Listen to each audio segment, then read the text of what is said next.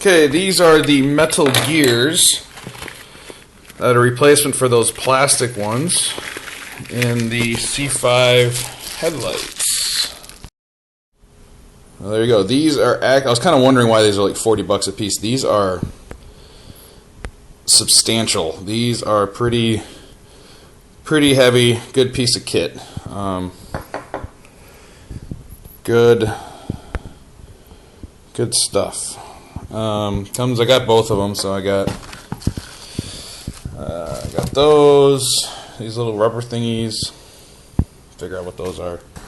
Comes with the urethane, epoxy stuff to glue the headlights back together.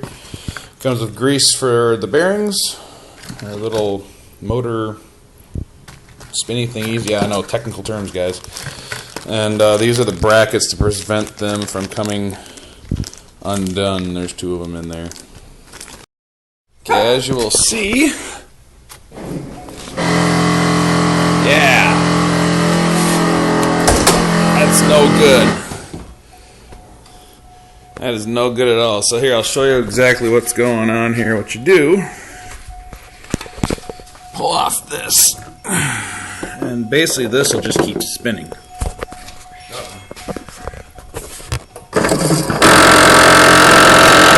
You can actually hold it to stop it, but yeah, doesn't sound good. So what we do is we keep the lights off, and then get the fog lights off, and we will work efficiently to pull that out. Those are the only lights that are on. You can pull your battery, but I don't really feel like doing that. It won't take that long, so we'll go from there. These are the tools you'll need to complete this gear swap. One, you're going to need a 10mm extension, about that big, deep socket, whatever. Any drive, I wouldn't go bigger than this one though. I just couldn't find the one for the small one, so you also need a 10mm, just regular socket. And then these things are awesome, these ratcheting wrenches. Yeah, these are cool. You need a 10mm one of those. And then you'll need a torque bit. This one is a T15 by 4. That's what that is. You also need a Phillips head screwdriver. Yeah. And that's pretty much it. Grab a towel or whatnot. Put around the paint so you can protect that. Other than that, a little time and patience. First step, pull this off of this little thing in there. And then you lift this up. No. So pull the connector off of that. And then you lift, there we go, this part up. And then just gently pull it out. Straight back. And I'll disconnect the headlight from there. So the next step is going to be to remove that screw. And this screw right here. And that one right there. And then we'll pull that forward. Actually, once you have that unplugged, you can just go ahead and turn the headlights off, because that no longer can move, so keep it up. Everything's down, everything else, the light's off, you're good to go. Once you have that black piece, it'll just fall down, and you can just pull it straight out. There's that. Put that on your John Deere, if you have one. Next step's going to be to remove these torque bits right there. There's none back there. There's one right here. And then there's two right there. Those two right here and here. Take those off. That's going to be able to lift the painted section out of the way so you won't scratch it. This will actually lift right out of the way once you're we have those bolts loose. So I'm going to use both hands to do it and move that out of the way. Okay, first snafu of the project here. Let me get a shot of this. I've never seen this on any other how-to video or pictures on the forums or anything. That seems to be going here, which is connected to a whole bunch of other stuff. So I'm doing it that way, doesn't work, and then going down here, well, we can't see. It's basically going towards the center of the car, so I'm not taking the bumper off. So I've devised improvisation here, because what you're supposed to do is there's some bolts kind of where, yeah, right behind the connector there. Right, where's my finger there? Right there, there's a couple bolts, and then one's on this side, like that one there. And you're supposed to remove and just basically take this whole unit out. That's not happening because that cord is right between there, and there's no way to get that out that I can see. So what I've done is I've unplugged the two headlight connectors for the lights. Those are unplugged. And what we're going to do now is actually undo one bolt right here, two bolts right here and there. I'm going to take the whole headlight out, because I'm sure if I had some kind of bendy tubes or whatever, or bendy thingamajiggers to get to that, would be great. I'm not going to mess with it. I'm not going to stress out trying to get to that bolt. I'm going to remove the headlight. So ultimately we remove the three bolts here, here, and here, and then the one on the other side of here, and then this should pull out and be free, and we can just work on that part. Okay, so I don't have, well, I do, but it's going to be hard to screw those all the way out. But as you can see, there's two holes, one there and one, yeah, well, it's in there, but basically this piece is now in the way, so I'm going to remove these torque bits and just take that part out. So another extra step. Okay, that part is gone, and it gets a little, put that on the John Deere too. Okay, so now we have a little bit easier access to here and here to get to here and here and get those goddamn bolts out. Okay, and now the headlight is out. Put down your John Deere. And we have access to that bolt back here now. Yay.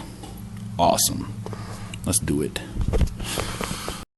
Okay, so after all this extraneous activities, we got those three bolts out.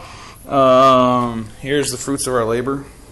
This bottom bolt, just undo the bolt and then push it forward as though it'll get blocked by that bracket.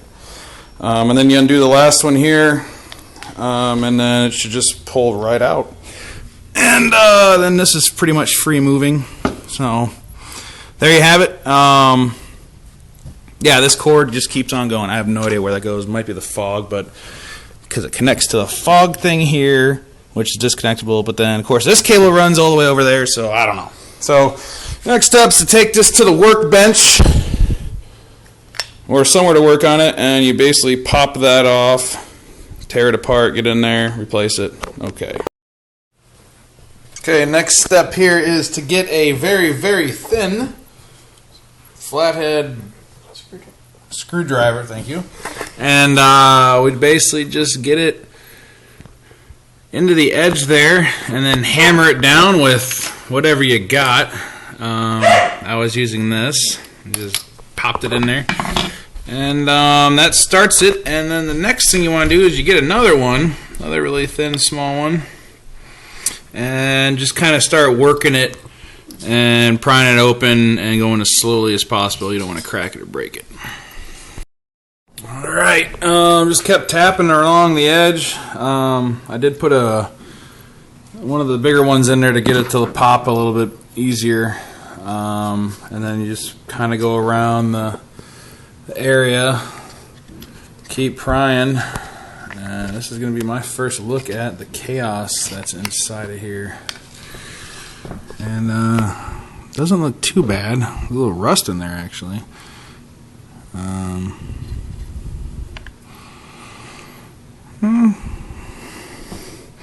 Oh yeah, there we go. Let me see if I can get this to focus right.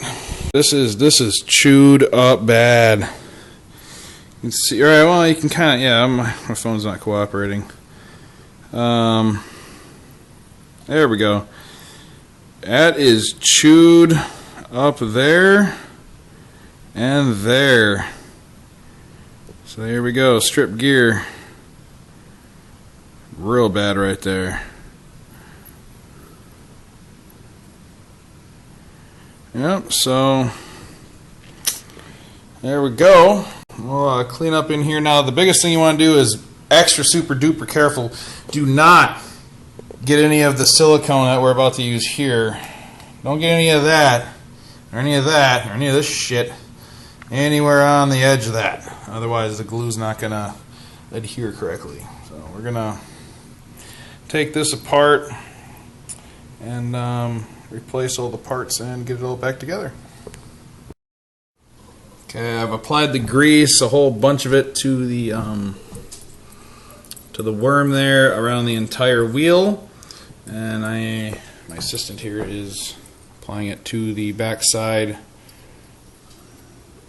of the metal thingy spinny doohickey. And we're gonna grease that shaft up. That'll be fun.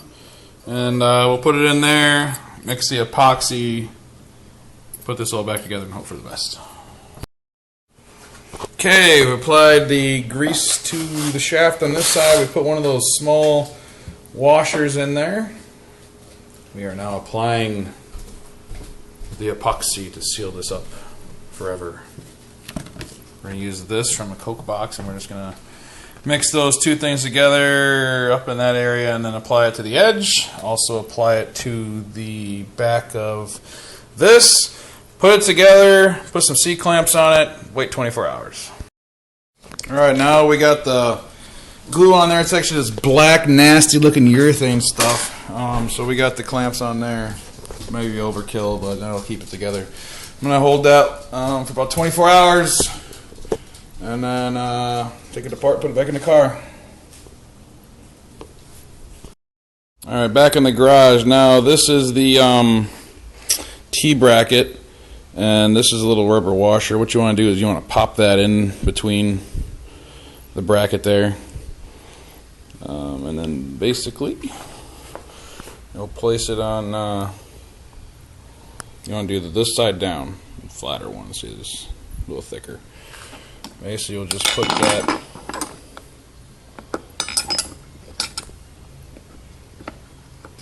down like that, line it up, bolt it in, and yeah, pretty much put the car back together. Alright, so it's back in there. Now remember, it's probably best to actually thread these bolts through. Another one in the back, and these two before you put it in, because this bracket's kind of in the way. So do that. These are, I forgot to mention, these are 10mm bolts. So you just need a wrench and a socket to get those tightened up. I'm just going to do hand tight with maybe another, I don't know, quarter turn. I'm not going to over crank these or anything. And be able to test it here in a bit. Also remember to bolt that back down. Alright, what I did is I went around all three there, got them nice and tight, and then went around them again to make sure they're all equal. They are, and I'd probably recommend doing the center bolt there, that one there last, and just get it nice and snug. Alright, just as a test, I'm going to test it now, so we're going to plug these two things back in. Alright, make sure these wires are out of the way. We'll tuck them right here. We don't really caught anything, so I'm not hooked up right now. And there we go. And moment of truth.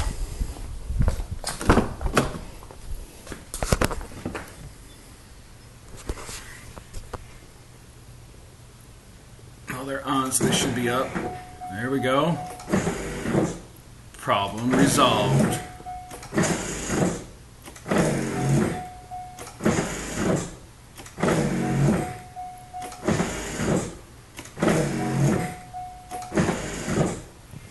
Awesome.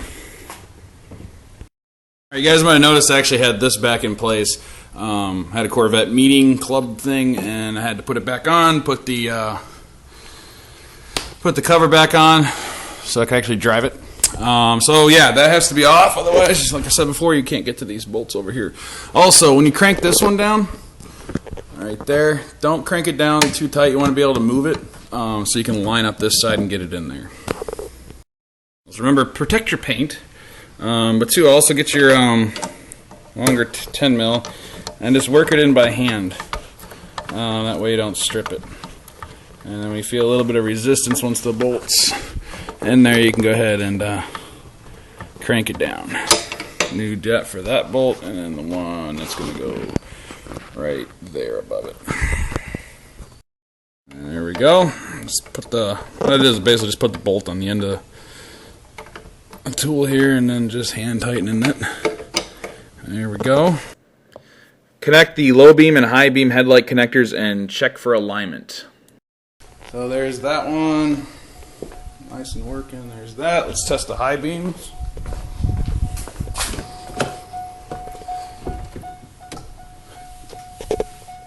Yep. Working as designed. Okay. Turn off the light. I'm going to unplug the thing here. So the other one goes down and this one will not. And finishing tighten up these two on this side and that one over here. Next step is to put the 4 of these back into here. Thing is that you do not want to tighten them down all the way when you do it. Basically just want to have them loose so you can move this around. That way you can position the cover. So it's actually lined up with the cutout of this. If you just bolt it down, you might get really lucky. Otherwise, you'll probably have the gaps not looking perfect. Alright, so you want to get them tightened to just like this so you can still move it around. Stuff like that. So you can grab this piece and get it on there. You're probably going to have to use both hands. Actually, yes, I will. Okay, as you can see, you can fully move it around. You have a really nice placement. So what we want to do is mount that back on there and show what to do next. Okay, we got a good, nice test fit here. It's all looking like it's good. But yeah, you see how if you don't do it right, you could run into some problem like that. So there's a lot of movement in this thing. So basically just mess with it. That actually looks spot on. And then what you want to do is you want to carefully lift this up and then keep pressure on the one below it as soon as you get your finger in there, and then tighten it down where it stands. A good trick to that is actually you can put your fingers, hold it there and here, and that will help you keep it steady while you pull it off to tighten it down. After you get that bolt screwed on down here, you can then put the plastic covering back on and reattach the screw there, back here, and over here. And then once you got that completed, basically just rotate your lights down, close your hood, you're good to go. Okay, it's been a couple months since I did the gear swap and put another about 1,500 miles or so on the Vette, and it's been working flawlessly. The passenger side light still's working great, so I haven't swapped that gear yet, but the metal one is on this one, as you guys saw, and it's been working great. So that's pretty much how you do it. Follow along, and if I can do it, anyone can. Hey, if you really like what you saw, look at my other videos. I got a couple other how-tos on there and some other random stuff. Like the video if you liked it, and subscribe if you want to be alerted of when I upload more of the stuff. Thanks. See ya.